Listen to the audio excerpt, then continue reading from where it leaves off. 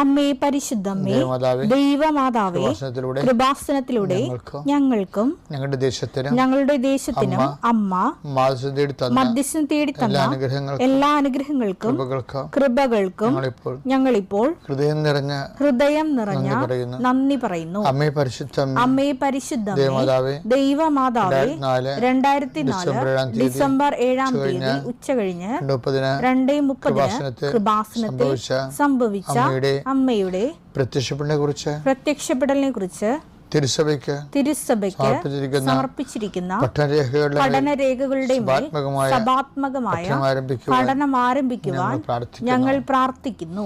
അമ്മേ പരിശുദ്ധമ്മേ, ഭൂസ്വർലോകങ്ങളുടെ രാജ്ഞിയായ അങ്ങേയ്ക്ക് ഭൗമസംരക്ഷണത്തിനായി പ്രപഞ്ചപ്രകൃതിയെ തന്നെ തിരുസഭ പ്രതിഷ്ഠിക്കുവാൻ ഈ പ്രത്യക്ഷീകരണം വഴി ഇടയാക്കണമേ. പരിശുദ്ധമ്മേ, ജപമാല മാതാവേ, സകല കൃപാസനം പ്രാർത്ഥനകളോടും ചേർത്ത് ഞങ്ങളിപ്പോൾ പ്രാർത്ഥിക്കുന്ന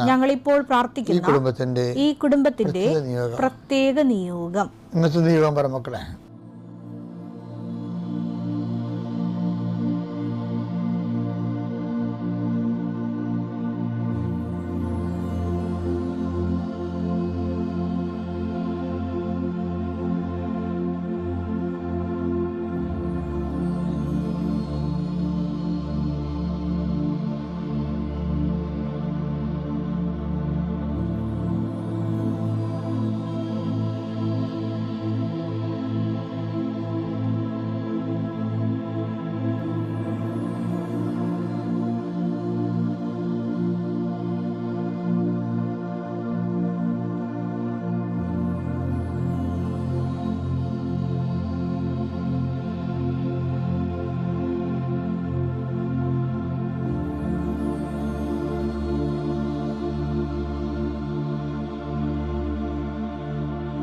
അമ്മയുടെ പ്രത്യക്ഷീകരണത്തിന്റെ ഈ അനുഗ്രഹവേളയിൽ ഞങ്ങൾക്ക് സാധിച്ചു തരുവാൻ കനിയണമേ.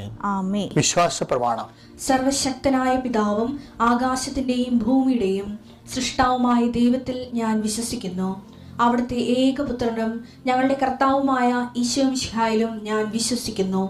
ഈ പുത്രൻ പരിശുദ്ധാത്മാവിനാൽ ഗർഭസ്ഥനായി കന്യകാമറിയത്തിൽ നിന്ന് പിറന്ന് പൊന്തിയോസ് പീലാത്തോസിന്റെ കാലത്ത് പീഡകൾ സഹിച്ച് കുരിശിൽ തറയ്ക്കപ്പെട്ട് മരിച്ച് അടക്കപ്പെട്ട് പാതാളങ്ങളിൽ ഇറങ്ങി മരിച്ചവരുടെ ഇടയിൽ നിന്ന് 3-ാം നാൾ ഉയർത്ത് സ്വർഗത്തിലേക്ക് എഴുന്നള്ളി സർവശക്തിയുള്ള പിതാവായ ദൈവത്തിന്റെ വലതുഭാഗത്തിരിക്കുന്നു. അവിടെ നിന്ന് ജീവിക്കുന്നവരെയും മരിച്ചവരെയും വിധിക്കുവാൻ വരുമെന്നും ഞാൻ വിശ്വസിക്കുന്നു. പരിശുദ്ധാത്മാവിലും ഞാൻ വിശ്വസിക്കുന്നു. വിശുദ്ധ കത്തോലിക്കാ സഭയിലും പുണ്യവാന്മാരുടെ ഐക്യത്തിലും പാപങ്ങളുടെ മോചനത്തിലും ശരീരത്തിന്റെ ഉയർപ്പിലും നിത്യമായ ജീവിതത്തിലും ഞാൻ വിശ്വസിക്കുന്നു. ആമേൻ. സ്വർഗ്ഗസ്ഥനായ ഞങ്ങളുടെ പിതാവേ, അങ്ങയുടെ നാമം പൂജിതമാകണമേ. അങ്ങയുടെ രാജ്യം വരണമേ. അങ്ങയുടെ തിരുമനസ് സ്വർഗത്തിലെ പോലെ ഭൂമിയിലും ആകണമേ. അന്നു വേണ്ടുന്ന ആഹാരം ഇന്ന് ഞങ്ങൾക്ക് തരണമേ. ഞങ്ങളോട് തെറ്റ് ചെയ്യുന്നവരോട് ഞങ്ങൾ ക്ഷമിക്കുന്നത് പോലെ ഞങ്ങളുടെ തെറ്റുകൾ ഞങ്ങളോടും ക്ഷമിക്കണമേ. ഞങ്ങളെ പ്രലോഭനത്തിൽ ഉൾപ്പെടുത്തരുതേ, തിന്മയിൽ ഞങ്ങൾ രക്ഷിക്കണമേ. ആമേൻ. നന്മ നിറഞ്ഞ മറിയമേ, സ്വസ്തി. കർത്താവ് അങ്ങയുടെ കൂടെ സ്ത്രീകളിൽ അങ്ങ് അനുഗ്രഹിക്കപ്പെട്ടവളാകുന്നു. അങ്ങയുടെ ഉദരത്തിൻ ഫലമായി ഈശോ അനുഗ്രഹിക്കപ്പെട്ടവനാകുന്നു. പരിശുദ്ധ മറിയമേ, തമ്പുരാന്റെ അമ്മേ, പാപികളായ ഞങ്ങൾക്ക് വേണ്ടി ഇപ്പോഴും ഞങ്ങളുടെ മരണസമയത്തും തമ്പുരാനോട് അപേക്ഷിക്കണമേ. ആമേൻ. എൻ്റെ കർത്താവേ, നിന്റെ ഉന്നതമായ നാമത്തിന് സ്തോത്രം ചെയ്യുന്നു. എൻ്റെ കർത്താവേ, നിന്റെ വിശുദ്ധ പൗരോഹിത്യത്തെ മഹത്വപ്പെടുത്തണമേ. എൻ്റെ കർത്താവേ, സഭയിലുള്ള സാന്നിധ്യം പ്രകടമാക്കണമേ. 39 വർഷം ഞാൻ അർപ്പിച്ച കൃപാനയുടെ യോഗ്യതയാൽ കൃപാസനത്താരെ ജീവനോടെ പ്രത്യക്ഷപ്പെട്ട പരിശുദ്ധ അമ്മയുടെ മാധ്യസ്ഥത ഇപ്പോൾ പ്രാർത്ഥിക്കുന്ന മക്കളുടെ മേൽ കർത്താവിൻ്റെ സത്യവുകട്ടെ. ഇന്നത്തെ നിങ്ങളുടെ യാത്രാമേൽ കർത്താവിൻ്റെ കൃപ ചൊരിയട്ടെ. നിങ്ങളുടെ ചിന്തകൾ, നിങ്ങളുടെ വാക്ക്, നിങ്ങൾ മറ്റുള്ളവരോട് സംസാരിക്കുന്ന സംസാരങ്ങൾ, ഇടപാടുകൾ, ഇടപഴകലുകൾ, ചർച്ചകൾ, തീരുമാനങ്ങൾ കർത്താവ് അനുഗ്രഹിക്കട്ടെ. ജോലി സമ്പാദിക്കുന്നതിന് വേണ്ടി പോകുന്നവരെ, നമുക്ക് ലഭിക്കാനുള്ള പണം സമ്പാദിക്കുന്നതിന് വേണ്ടി ഉള്ള പരിശ്രമങ്ങൾ, മറ്റുള്ള കൈകളിൽ കുടുങ്ങിപ്പോയിട്ടുള്ള നമ്മുടെ അധ്വാന ഫലങ്ങൾ, അതായത് മക്കളില്ലാത്തവർ, മക്കൾ രോഗികളായി കിടക്കുന്നവർ, അവരെല്ലാം ഈ സമയത്ത് അവരുടെ വിടുതലിന് വേണ്ടിയും സമാശ്വാസത്തിന് വേണ്ടിയും ദൈവിക ഇടപെടൽ അവരുടെ ജീവിത മണ്ഡലം ഉണ്ടാകുന്നതിന് വേണ്ടിയും 39 വർഷം ഞാൻ അർപ്പിച്ച കൃപാന്റെ യോഗ്യതയാൽ കൃപാസന അൾത്താരെ ജീവനുടെ പ്രത്യക്ഷയുടെ മാതാവിൻ്റെ മധ്യസ്ഥത്തിൽ അൾത്താരയിൽ നടന്ന 10,000-കണക്കിന് ആരാധശക്തിയെ നിങ്ങളെ ആശീർവദിക്കുന്നു. നിങ്ങളുടെ ഇന്നത്തെ ദിവസം കർത്താവിൻ്റെ നാമം ശുഭകരമാകട്ടെ. നിങ്ങൾ പോയി ജോഷുവയോടും മോസസിനോടും പറഞ്ഞ ദൈവം, വിശേഷത്തിൻ്റെ അവസാനം വരെ പറഞ്ഞുകൊണ്ടിരിക്കുന്ന ദൈവം, ആവർത്തിച്ച് പറഞ്ഞുകൊണ്ടിരിക്കുന്ന ദൈവം, ഞാൻ നിനക്ക് മുമ്പേ എൻ്റെ ദൂതനെ വിടുന്നു എന്നതിനേക്കാൾ ഉപരി ഞാൻ തന്നെ നിൻ്റെ കൂടെ വരികയും നിനക്ക് മുമ്പേ പോവുകയും ചെയ്യും. കർത്താവ് ഇതിൻ്റെ സാന്നിധ്യം എല്ലായിടത്തും സന്ധിപ്പായി അനുഭവിക്കാൻ അങ്ങേ സ്വന്തം മക്കൾ കഴിയണമേ. നിത്യം പിതാപുത്രനും പരിശുദ്ധാത്മാവായ സർവ്വീശ്വരെ നയിക്കുവാമേ. എൻ്റെ പ്രിയപ്പെട്ടവരെ, നമ്മൾ ആധ്യാത്മിക ജീവിതവും ദൈവ വളർച്ചയും, ദൈവ വളർച്ച എന്ന് പറയുന്നത് ദൈവത്തിൻ്റെ വളർച്ചയല്ല, നമ്മളിലുള്ള ദൈവത്തിൻ്റെ വളർച്ച. ദൈവത്തെക്കുറിച്ച് അറിയുകയും അറിയുന്നതനുസരിച്ച് നമ്മൾ ഇൻവെസ്റ്റ് ചെയ്യും, അവിടെ അവലംബം വെക്കും, ആശ്രയിക്കും. അതനുസരിച്ച് നമുക്ക് ഒരു ഔട്ട്കം കിട്ടും, റിസൾട്ട് കിട്ടും, ഒരു ബലം കിട്ടും നമുക്ക്. അങ്ങനെയാണ് നമ്മൾ ദൈവത്തിൽ വളരണത്. ദൈവവിശ്വാസം കൃപാസനത്തിൻ്റെ ഒരു അപ്രോച്ച് രീതി അതാണ്. അതായത് നമ്മൾ ഒരു ഫോർമുല അപ്ലൈ ചെയ്തിട്ട് അതിൻ്റെ തനത് ഫലങ്ങൾ ക്രിയേറ്റ് ചെയ്യാൻ പറ്റുമെന്നുള്ള ഒരു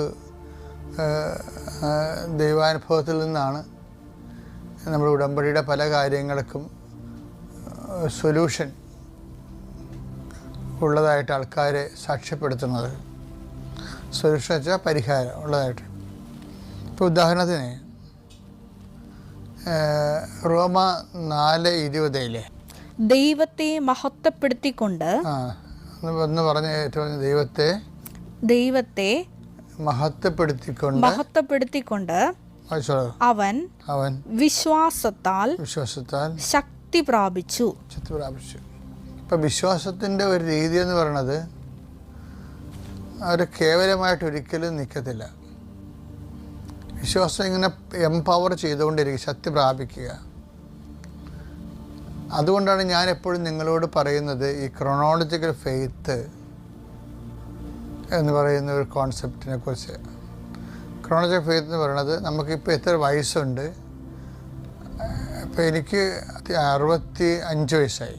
അപ്പോൾ ഈ 65 വയസ്സിൻ്റെ വിശ്വാസമാണ് ഇത് ലെവൽ ചെയ്ത് വേണ്ടത്. പക്ഷേ ജീവിതമായത് കാരണം നമുക്ക് 65 വയസ്സുകാരന് 70 വയസ്സിൻ്റെ വിശ്വാസമെങ്കിലും, വിശ്വാസം എന്ന് പറഞ്ഞ കുതിര ജീവിതമാകുന്ന വണ്ടിയുടെ മുമ്പിലുണ്ടാകണം. വിശ്വാസമല്ലേ നമ്മൾ വലിച്ചുകൊണ്ട് പോണത്. അപ്പോൾ വണ്ടിയുടെ പുറകിലാണ് കുതിരയെങ്കിൽ എന്തു ചെയ്യും?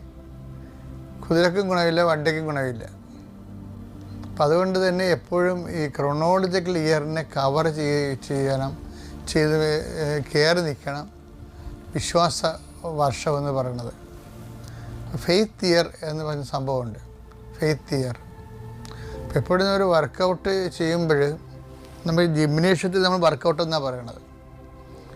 ആധ്യാത്മിക ജീവിതത്തിലും ഈ വർക്കൗട്ടുണ്ട്. വർക്കൗട്ട് ഇപ്പോൾ ഞാൻ ഇന്നലെ ഒരു വർക്കൗട്ട് പറഞ്ഞില്ലേ നിങ്ങളോട്, എന്ന് വെച്ച് കഴിഞ്ഞാൽ നിന്നെ ഞാൻ എല്ലാ ജനങ്ങളുടെ മുമ്പിൽ ഉന്നതനാക്കും എന്ന് പറയുന്ന ദൈവം ഉടനെ ചെയ്യണേ എന്താ? വെള്ളപ്പൊക്കത്തിൻ്റെ മുമ്പിൽ കൊണ്ട് നിർത്തുകയാണ് ജോഷുവാനെ, ഇല്ലേ? എന്നിട്ട് അത് സോൾവ് ചെയ്യാൻ പറയും. വെള്ളപ്പൊക്കത്തിലൂടെ ഗത്രു ചെയ്യാൻ പറയും. അപ്പോൾ ഗത്രു ചെയ്യാൻ പറയുമ്പോൾ വെള്ളപ്പൊക്കം കണ്ടാൽ ഭീരുവായി പിന്തിരിഞ്ഞോടാതിരിക്കാൻ പറയും. ശക്തനായിരിക്കണം, ധീരനായിരിക്കണം എന്ന് പറയും. അപ്പോൾ അങ്ങനെ ശക്തനും ധീരനുമായിരിക്കുക. അതിനർത്ഥം വെള്ളപ്പൊക്കം മുമ്പിൽ കണ്ടുകൊണ്ടാണ്, ജോർദാൻ നദി കരകവിഞ്ഞ് കൊയ്ത്തുകാലത്ത് ഒഴുകുന്നത് കണ്ടുകൊണ്ടാണ് ശക്തനും ധീരനുമായിരിക്കണം, അല്ലെങ്കിൽ നീ പകച്ചു പോകുമെന്ന് പറയണം. അപ്പോൾ ഓരോ രോഗങ്ങളും കടങ്ങളും ഉറ്റവരുടെ വേർപാടും മരണവും ഒക്കെ സംഭവിക്കും. നമുക്ക് മുമ്പിൽ എന്തും സംഭവിക്കാം. ജീവിതം അതിൻ്റെ സ്വഭാവ ചേഷ്ടകളുമായിട്ട് മുന്നോട്ട് പോകും. നമ്മൾ പിന്തിരിഞ്ഞു വിടാതിരിക്കാനാണ് ശക്തനും ധീരനുമായിരിക്കുക. എന്താണ് കാരണം? നിന്നെ ഇതുവരെ നയിച്ച ദൈവം നിൻ്റെ മുമ്പേ പോകുന്നുണ്ടെന്ന്. ഇപ്പോൾ വെള്ളപ്പൊക്കം അല്ല മുമ്പിൽ, ദൈവമാണെന്ന് ഓർക്കണം. നമ്മൾ പക്ഷെ കാണുന്ന വെള്ളപ്പൊക്കത്തെ ആയിരിക്കും. ഈ വെള്ളപ്പൊക്കത്തിൽ നമുക്ക് ഇടയ്ക്ക് കാണാത്ത ദൈവത്തെ കാണുന്നതിനാണ് വിശ്വാസം എന്ന് പറയുന്നത്. അത് ഇപ്പോൾ പറഞ്ഞതുപോലെ ഓരോ ദിവസവും ശക്തിപ്പെട്ടുകൊണ്ടിരിക്കണം. ആ വചനം ഒന്നൊരു വായിച്ച്. ദൈവത്തെ മഹത്വപ്പെടുത്തിക്കൊണ്ട് അവൻ വിശ്വാസത്താൽ ശക്തി പ്രാപിച്ചു. അപ്പം ഈ നമുക്ക് ദൈവത്തെ മഹത്വപ്പെടുത്താനുള്ള ഒരു സിറ്റുവേഷനിലേക്ക് ദൈവം നമ്മളെ കൊണ്ടുപോകും. അപ്പം അവിടെ നമുക്ക് ചെയ്യാനുള്ളത് ദൈവത്തെ മഹത്വപ്പെടുത്തുകയാണ് ചെയ്യാനുള്ളത്.